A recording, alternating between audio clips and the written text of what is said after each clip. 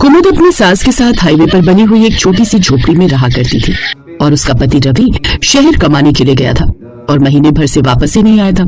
एक दिन कुमुद अपनी सास के पास जाकर कहती है, माँ जी खाने में क्या बनाऊं, कुछ समझ ही नहीं आ रहा। हाईवे पर जमीन भी उपजाऊ नहीं है और कुछ उग ही नहीं पाता। घर का राशन भी खत्म हो गया है, बस थोड़े से चावल ही बचे हैं। ना जाने रवि ने हमारे साथ ऐसा क्यों किया। न कोई चिट्ठी आई न कॉल, पता नहीं हमको उसका इंतजार भी करना चाहिए या नहीं। माँ जी मुझे उन पर पूरा भरोसा है, वो जरूर किसी मजबूरी में होंगे और आ जाएंगे, आप फिक्र मत करिए। एक काम कर बहू, तू चावल उबाल ले, अभी हम उसे खाकर गुजारा कर लेते हैं। कल मैं राशन कार्ड से थोड़ा राशन ले आऊंगी, हमारा कुछ दिन गुजारा तो चल ही जाएगा। अब कुमुद ने चावल उबाल लिए और दोनों ने उसे खाकर अपना गुजारा कर लिया। लेकिन ऐसा कब तक चलता।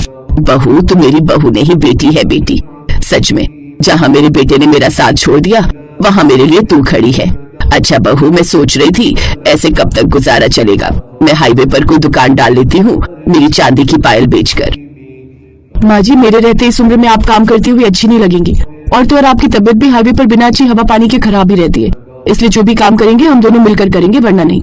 अब दोनों सास बहू ये सोच लेते हैं कि वो राशन से मिले हुए दाल चावल और पायल बेचकर जो पैसा आएगा उससे आने जाने वाले यात्रियों के लिए छोटी सी रसोई डाल देंगे, जहाँ वो किसी को बिठाकर नहीं खिलाया करेंगे, पैक करके खाना दिया करेंगे। माँ जी सब तैयारी हो गई है, बस अब ग्राहक आ जाए। इतनी मेहनत का परिणाम भगवान हमें जरूर देगा मेरी बच्ची, तू फिक्र मत कर। थोड़ी देर में एक व्यापारी खाना खाने आता है और कहता है, ये तुम दोनों सास बहू ने बहुत अच्छा काम किया जो ये हाईवे पर रसोई डाल दी। यहाँ 20 किलोमीटर तक कोई भी खाने पीने का इंतजाम नहीं है, बहुत बढ़िया। बताइए साहब क्या लगा दूं आपके लिए, चाय पानी दाल चावल या सब्जी अचार के साथ?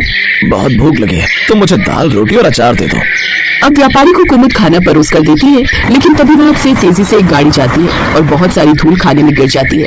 छी छी, ये कैसा खाना है जिसमें स्वाद से ज्यादा मिट्टी है। अब समझ आया कि तुम्हारी ये हाईवे की रसोई चल क्यों नहीं रही। इसकी मैं तुमको एक फूटी कौड़ी भी नहीं दूंगा, सारा स्वाद खराब कर दिया।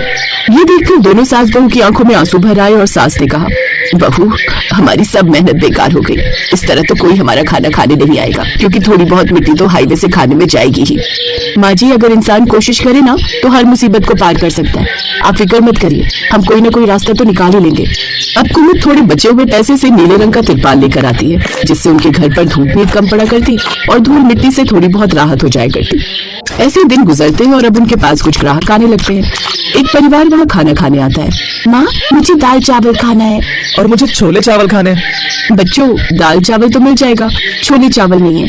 तो आंटी मुझे 1 प्लेट मैगी कर दो ना। बेटा बस अचार रोटी दाल और चावल है और कुछ नहीं। ये क्या बात हुई बहन जी, बस 4 सामान के साथ आप रसोई डालकर बैठी हैं, ऐसे ये थोड़ी चलेगा।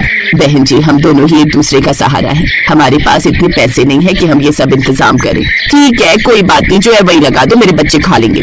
अब दोनों बच्चे और औरत जैसे ही चावल दाल रोटी खाती है तो खुश हो जाती है और कहती है, सच में तुम्हारे हाथों का स्वाद तो बहुत अच्छा है, खाकर मजा आ गया, एकदम घर जैसा खाना है तुम्हारा। तभी तो हमने इसे हाईवे रसोई का नाम दिया है, ढाबा नहीं, क्योंकि रसोई हर घर में होती है और ढाबा रोड पर। ये लो तुम्हारे पैसे, फिर से यहाँ आना हुआ तो हम जरूर आएंगे। औरत ये बोलकर वहाँ से अपने बच्चे लेकर चली जाती है और जाते हुए उसकी सोने की चेन टूटकर वहीं गिर जाती है, जिसे उठाकर कुमुद की सास ने कहा, बहू देख भगवान ने हमारी सुन ली, अब इसे बेचकर हम भी रसोई से ढाबा खोल सकते हैं। इसके वजन से पता चल रहा है ये कम से कम 50-60 हजार की चेन है। नहीं माँ जी हमारी रसोई का स्वाद अच्छा है, इसलिए हाईवे पर रसोई नाम से चलती है, वरना कितने हाईवे के ढाबे खुलते ही बंद हो जाते। हम कभी भी अपना जमीर खराब नहीं करेंगे। ठीक है लेकिन तू ही बता, अब हम उस औरत को कहाँ तलाश करेंगे? हम उनकी अमानत संभाल कर रख देंगे, जब वो आएंगी तो ले जाएगी। कुमुद ने चेन लेकर संभाल कर रख दी और उसी रात रवि आया। उसे देखकर कुमुद की सास कहने लगी, अब यहाँ क्या लेने आया है बेशरम, हम लोगों का विश्वास तोड़कर तुझे चैन नहीं आया क्या? मुझे माफ कर दो माँ, वहाँ मेरा एक औरत से चक्कर हो गया था। उसने मुझे बोला वो मुझे बहुत पैसा देगी, लेकिन एक दिन जब उसके पति ने हमें साथ पकड़ लिया तो वो मुकर गई और मुझे जेल हो गई। अब रिहा होकर आया हूँ, अब कहीं नहीं जाऊंगा। रवि की माँ जो उससे इतना नाराज थी अचानक ममता में पिघल जाती है और उसे घर में रहने की मंजूरी दे देती है, लेकिन कुमुद उसे माफ नहीं कर पाई थी। ऐसे ही कुछ दिन गुजर जाते हैं। रोज ग्राहक आते और तीनों मिलकर उन्हें खाना खिलाकर अपना गुजारा करते। एक दिन सब खाना खा रहे थे और रवि की माँ उसे सोने की चेन के बारे में बता देती है कि कुमुद ने उसे अलमारी में रखा है। रवि ने आधी रात को उठकर खुद से कहा, इन दोनों के साथ रहने से अच्छा है कि मैं चैन चुरा कर भाग जाऊं और शहर जाकर अकेले मजे से रहूं। हाईवे की रसोई से लोग ऐसे ही किश्तों में जिंदगी गुजार पाएंगे। रवि बोलकर चेन चुराने के लिए तलाश करता है, लेकिन तभी कुमुद लाइट जला देती है और साथ में खड़ी अपनी सास से कहती है, माँ जी कुछ लोग कभी नहीं बदल सकते और ये भी उन्हीं में से है। तभी मैंने जानबूझकर आपको चेन के बारे में नहीं बताने को कहा था, जबकि वो चेन तो वो ग्राहक पहले ही लेकर चली गई। मेरी ममता में बहकर मैंने तुझे माफ किया था, लेकिन तू मेरी जिंदगी में गलती के अलावा कुछ नहीं है। अभी क्या भी इस घर से निकल जा।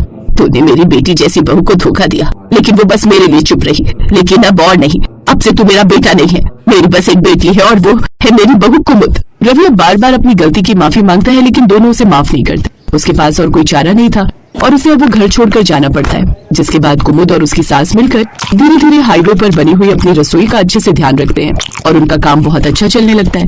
वो गरीबों को कभी कभी मुफ्त में खाना खिला दिया करते, ताकि उन्हें पैसों के साथ दुआएं भी मिलते रहे, और ऐसे ही हाईवे पर रसोई उनके जीवन को गुजारने का साधन बन जाती है।